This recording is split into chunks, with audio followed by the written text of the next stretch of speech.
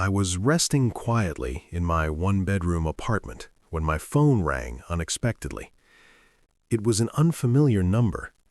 Normally, I wouldn't pick up, but something told me to answer. "Hello, Samson.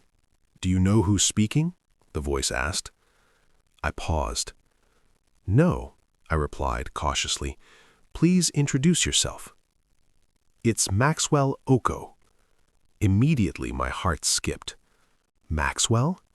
My old secondary school classmate? The same Maxwell I had been trying to reach for 6 years, only to be told his number was unavailable every single time? The moment I heard his voice, I knew it was him. That voice was unique, unmistakable among our 2014 set. "Maxwell," I exclaimed. "I've been trying to reach you for years." "Yeah, been busy. Life happened," he replied casually. "I understand, bro," I said. Then he dropped the reason for his call. "You know it's been 10 years since we finished secondary school," Maxwell said, "and we're planning to organize a reunion this year." "I remember," I replied. He continued. "We've already started preparations, but I told everyone it would be inappropriate to organize a reunion without inviting the head boy of our set, the brain box." He laughed. I smiled. "That's commendable. I appreciate that," I replied. Maxwell explained that contributions had already started, and the reunion was planned for 1 or 2 months' time. Naturally, I asked the important question, "How much are we contributing?" "Just $2K, Maxwell said, "but if you have more, you can contribute extra." That sounded reasonable. He told me he'd add me to the WhatsApp group so I could follow up and make my contribution. I thanked him, and the call ended. I sat there, quietly. 10 years already? Time truly flies. I switched on my data. Almost immediately, I was added to the WhatsApp group. A message popped up. "Head boy is here," Maxwell announced. I smiled.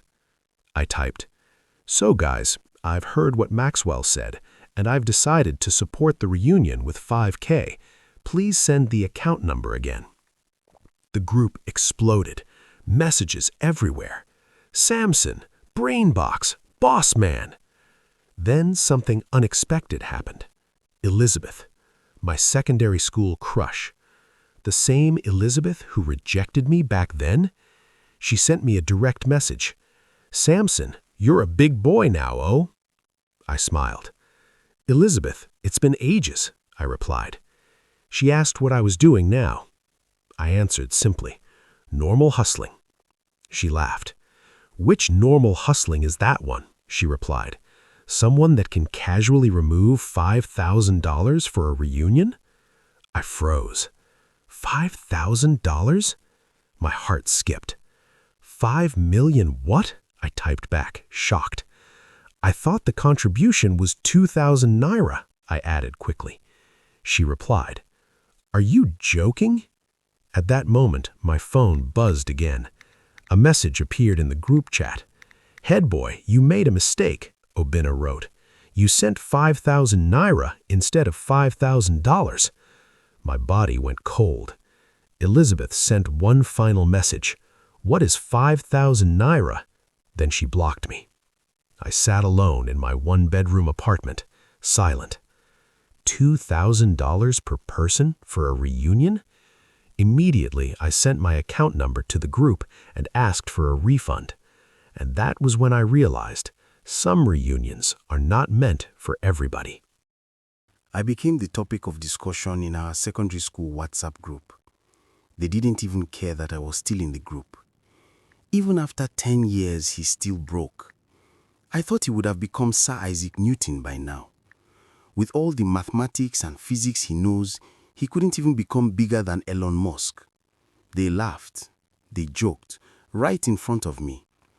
I felt like a waste, like a disgrace to humanity. That night, I lay on my bed, staring at the ceiling, thinking about my life. That was when my roommate, Harrison, walked in. "Guy, what's bothering you?" he asked. I sighed. My secondary school classmates are planning a reunion, I said, and I can't even contribute. They are mocking me in the group chat. How much are we talking about? Harrison asked. I might have some cash to spare. 2K, I replied. Harrison froze.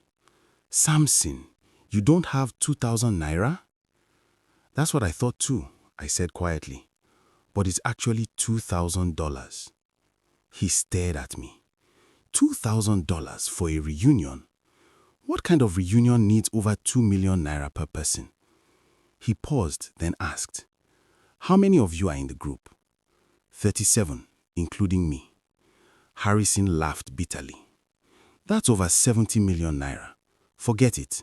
This is not a reunion. It's business, a strategy, a fraud. I thought about it. Maybe he was right. I decided I wasn't going. 2 days passed. The group chat was flooded with payment receipts. 20 people had already paid $2,000 each. I felt left out. That evening, while returning from my small side hustle, a strange woman suddenly ran towards me. Please help me, she cried. Some street thugs are chasing me. Without thinking, I led her into a nearby hideout. We stayed quiet. I watched the thugs pass. After a few minutes, I told her it was safe. She stepped out and hugged me tightly. Thank you, she said. Tell me how to repay your kindness. There's no need, I replied. Just get home safely. I insist, she said. I hesitated. Then the reunion flashed through my mind. You wouldn't do it even if I tell you. Try me, she replied. I need $5,000 for a reunion, I finally said. She looked shocked. As I tried to explain the misunderstanding, she gently placed her finger on my lips. Shh, she said. You saved me from people who could have raped me, kidnapped me, or taken something far greater than money. She smiled. I'll give you the money, but I want to be your +1 at the reunion. That night, I went home shocked, surprised, and scared. I didn't know whether to be happy or worried. When Harrison returned from work, I told him, Bro, I'm going for the reunion. He laughed. How? You and I know you don't have 5 million naira lying around. I've already paid, I said. He froze. Paid? Where did you get the money? A kind lady I saved earlier today. He shook his head. And just like that, she paid $5,000 for you? Yes. And she's attending the reunion with me. Harrison frowned. You're taking another woman? Have you forgotten you have a girlfriend? I paused. I didn't think about that. You didn't think you had a girlfriend? He said quietly. At that moment, the door opened. Esther, my girlfriend. She walked in slowly. Who didn't think he has a girlfriend? She asked, staring directly at me. The room went silent. That day, my girlfriend and I had the worst argument of our relationship. She asked me questions I didn't have answers to. Why would you fall into peer pressure? What was so special about this reunion? Did the angel of life descend for it? What hurt me wasn't the questions. It was the accusation that I begged a stranger for money.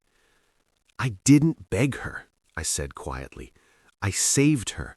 She decided to help. But honestly, there were no words strong enough to defend my actions.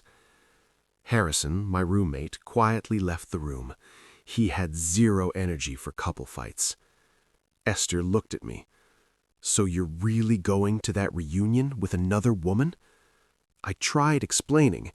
Every word I said fell on deaf ears. She got up and walked out. That night, I couldn't sleep. I replayed everything in my head. Was it my fault? Did I really do something wrong? My phone buzzed non-stop. Classmates praising me, calling me rich. Even Elizabeth, my old crush, unblocked me. I didn't reply anyone. The next day, I tried calling Esther again. No response. On my way back home, my phone rang. It was Sheila. She told me she was coming to take me shopping for the reunion. I don't think I can attend anymore, I said.